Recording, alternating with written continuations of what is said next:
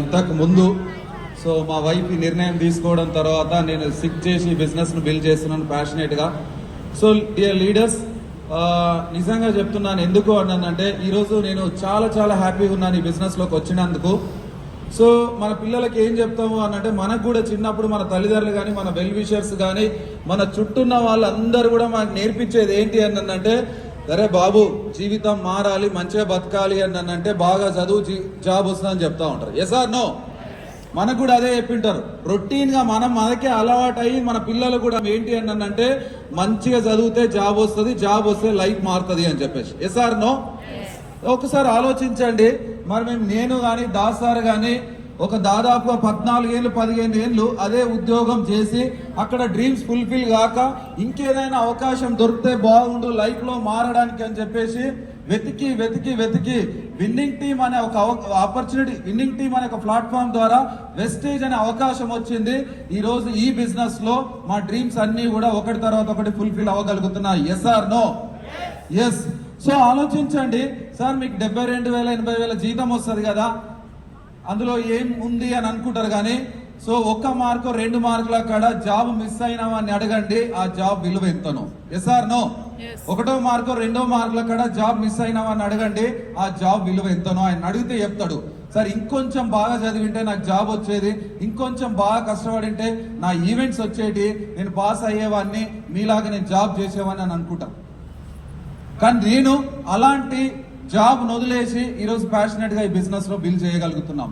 ఎందుకు అంటే మీకు వచ్చిన వెస్టేజ్ అనే అవకాశం గురించి పూర్తిగా మేము తెలుసుకున్నాం. డైరెక్ట్ సేలింగ్ ఇండస్ట్రీలో ఏముంది, ఎంత డబ్బులు ఉన్నాయి, ఎలా లైఫ్ మారుతుంది అని చెప్పేసి ఇలాంటి కొన్ని మీటింగ్స్ అటెండ్ అయ్యి మేము తెలుసుకొని సో మా ప్యాషన్ అనుకొని వచ్చిన ఉద్యోగాన్ని సైతం పక్కన పెట్టి ఈ ప్యాషనబుల్ గా ఈ బిజినెస్ బిల్డ్ చేయగలుగుతున్నాం. డియర్ లీడర్స్, ఎందుకు అంటే ఎస్. సో ఎందుకు అంటే డైరెక్ట్ సేలింగ్ ఇండస్ట్రీలో మనం చాలా నోటిఫికేషన్ చూస్తాం. తెలంగాణ గవర్నమెంట్ కానీ, స్టేట్ గవర్నమెంట్ కానీ, సెంట్రల్ గవర్నమెంట్ కానీ పేపర్లో నోటిఫికేషన్ చూస్తాం. 10,000 పోస్టుల భర్తీకి, కానిస్టేబుల్ పోస్టుల భర్తీకి ప్రభుత్వం గ్రీన్ సిగ్నల్ అని చెప్పేసి. Yes or no? తర్వాత సెంట్రల్ గవర్నమెంట్ లో ఒక 20,000 పోస్టుల భర్తీకి రైల్వే ఆమోదం తెలిపింది అని చెప్పేసి. ఒకసారి ఆలోచించండి, 10,000 పోస్టుల భర్తీకి ప్రభుత్వం గ్రీన్ సిగ్నల్ ఇస్తే 10,000 ఒక్క పోస్టుకు వెళ్ళినా కూడా మనకు ఉద్యోగం రాదు. Yes or no? 20,000 పోస్టుల గవర్నమెంట్ అనౌన్స్ చేసినప్పుడు 20,000 ఒక్క పోస్టుకు వెళ్ళినా కూడా ఉద్యోగం రాదు. కానీ ఈ direct selling, network marketing, Vestige అనే ఇండస్ట్రీలో మీకెవరైనా నాకెవరైనా కండిషన్ పెట్టిర్రా ఇంతే మందిని జాయిన్ చేయాలని చెప్పేసి? మీకెవరైనా నాకెవరైనా 5 మందినే జాయిన్ చేయాలి, 10 మందినే జాయిన్ చేయాలని చెప్పేసి మన కండిషన్ పెట్టిర్రా? మీ సత్తా ఉంటే ఎంత మందినైనా జాయిన్ చేసి ఎంత మందినైనా జీవితాలను మార్చే ఇండస్ట్రీ ఎలాంటి ఇండస్ట్రీ అంటే అలాంటి ఇండస్ట్రీ వెస్టేజ్.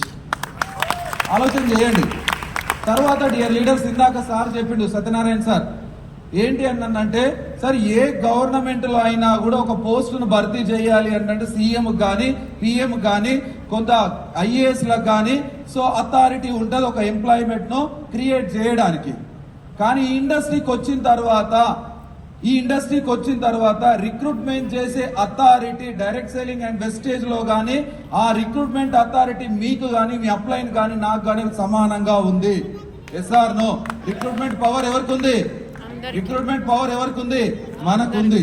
కానీ ఈ ఇండస్ట్రీలోకి వచ్చిన తర్వాత అర్థమైంది, జాబ్ లో ఒక 70,000 జీతం ఉండే ఆర్డినరీ లైఫ్ లీడ్ చేస్తూ ఉంటాం. మీకు ఒక బెస్ట్ ఎగ్జాంపుల్ చెప్తా. మా వైఫ్ కు షాపింగ్ అంటే చాలా ఇష్టం. నేను జాబ్ లో ఉన్నప్పుడు షాపింగ్ అంటే బాగా ఇష్టం ఉండే. షాపింగ్ తీసుకపోతే ఏం చేస్తుడు తెలుసా? సో ఆమె దగ్గరనే ఉండి షాపింగ్ చేపిస్తుంటే. ఎందుకు అంటే ఆమె చీర వేయంగానే నేను సెకండ్ లో ఆ చీర ప్రైస్ చూస్తుంటే, విత్ సెకండ్ లో పక్క కూడా జరగకుంటే విత్ సెకండ్ లో చీర ప్రైస్ చూసి, బుజ్జి ఈ చీర బాగుంది కానీ నీకు మాత్రం సెట్ కాదు, అస్సలే సెట్ కాదు అని చెప్తుంటే.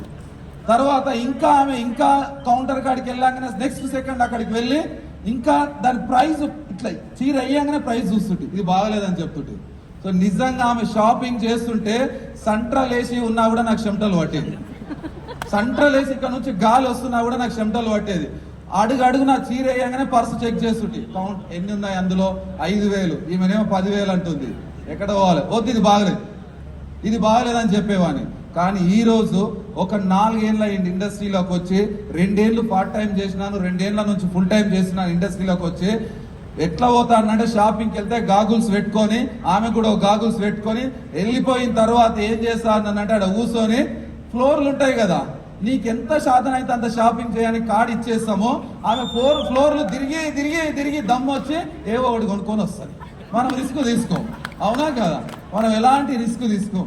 ఈ అవకాశం ద్వారా మా లైఫ్ ఇంతగా మారింది. ఒకనొక సిచ్యువేషన్ లో పిల్లల్ని తీసుకొని ఏదైనా రెస్టారెంట్కి వెళ్తుంటివి.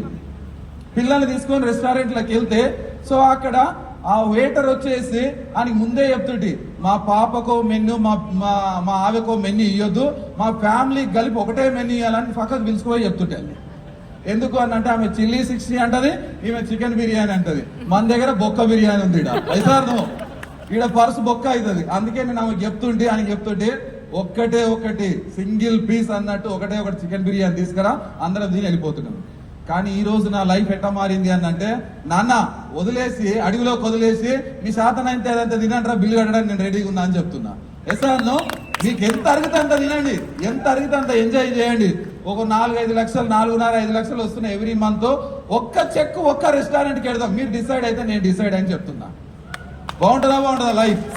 ఒక్కసారి ఆలోచించండి డియర్ లీడర్స్. నేను వెస్టేజ్ అనే ఆపర్చునిటీ రాకముందు మా అక్కకు కానీ మా చెల్లెలకు కానీ ఎవ్వరికి కూడా ఒక స్వీపర్ పోస్ట్ కూడా నేను ఇప్పించలేదు.